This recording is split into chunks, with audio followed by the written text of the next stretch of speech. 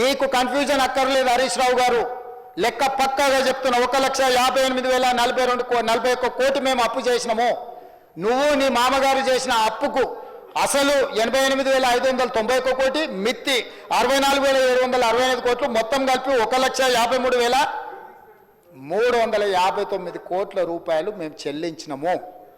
ఇక ఈ రెండు కలిపితే ఒకవేళ నీ వాదననే కరెక్ట్ అయితే, హరీష్ రావు గారి వాదననే మేము చేసిన అప్పు కరెక్ట్ అయితే, ఈరోజు తెలంగాణ అప్పు ఎంత ఉండాలి అధ్యక్ష? మేము చెప్పిన అంటే వాళ్ళ కాంట్రాక్టర్లకు పెండింగ్ పెట్టిపోయింది, వాళ్ళు డిస్కామ్లకు సింగరేణికి పెండింగ్ పెట్టిపోయింది, పక్కన తీస్తే 6,69,257 కోట్లు ప్లస్ మేము చేసిన అప్పు 1,58,041 కోటి కలిపితే తెలంగాణ అప్పు ఎంత ఉండాలి ఈరోజు అంటే 8,27,298 కోట్లు ఉండాలి అధ్యక్ష. కానీ మరి ఈరోజు తెలంగాణ అప్పు ఎంత ఉంది అధ్యక్ష? 7,38,707 కోట్లు ఉంది అధ్యక్ష. ఆయన చేసిన కాంట్రాక్టర్ల బిల్లులు లేకపోతే డిస్కామ్లు సింగరేణికి 1,50,000 కోట్లు యాడ్ చేస్తలేము అధ్యక్ష. అప్పులో చేస్తలేము, ఇప్పుడున్న దాంట్లో చేస్తలేము. స్పష్టంగా ఈరోజు మేము చేసిన ప్రతి రూపాయి అప్పు, చంద్రశేఖరరావు గారు చేసిన అప్పుకు తప్పులకు, ఆయన పరిపాలనలో తప్పులు చేసిండు, దీంట్లో అప్పులు చేసిండు. ఈ అప్పులను తప్పులను సర్దిద్దడానికి 15 నెలలు కాలగర్భంలో కలిసిపోయింది. మేము తెచ్చిన అప్పు మొత్తం ఆయన చేసిన అప్పులకు మిత్తిలకు కట్టడానికి మేము చేసినాం అధ్యక్ష. మేము ఎక్కడ దీన్ని అటుగా ఇటుగా వాడలే.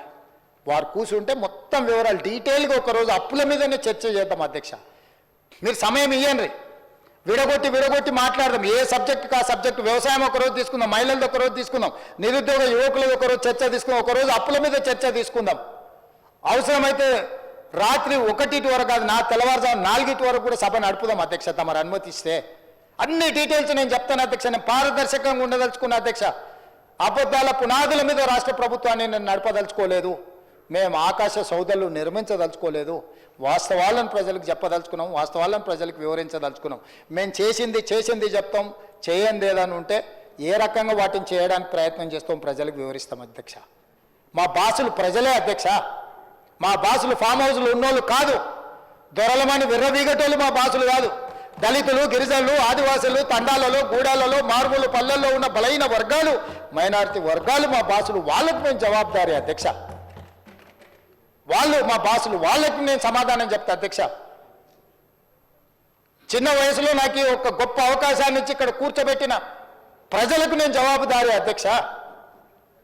కానీ అడ్డగోలుగా మాట్లాడుతున్నప్పుడు వాస్తవాలను నేను చెప్పకపోతే ఇది తెలంగాణ సమాజానికి మేలు కాదని ఈరోజు నేను నిర్ణయం తీసుకొని అన్ని వివరాలు బయట పెడుతున్నా అధ్యక్ష. నేను సిద్ధం అధ్యక్ష. చంద్రశేఖరరావు గారు రమ్మని ఉండి, వారంత అనుభవం లేదు, వారంత వయసు లేదు, వాదనలో ఓడించమని ఉండే అధ్యక్ష. ఎన్ని అబద్ధాలు చెప్తాడు ఆయన, చేతనైన అనుభవాన్నంతా రంగరించి అబద్ధాలు చెప్పమని నాకున్న పరిమితమైన జ్ఞానంతో నేను నిజాలు చెప్తా అధ్యక్ష. చూద్దాం నిజం గెలుస్తుందో అబద్ధం గెలుస్తుందో.